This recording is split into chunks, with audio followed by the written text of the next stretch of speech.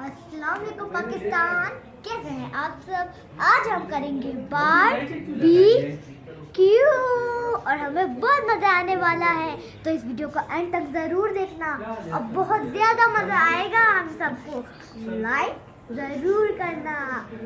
Take care.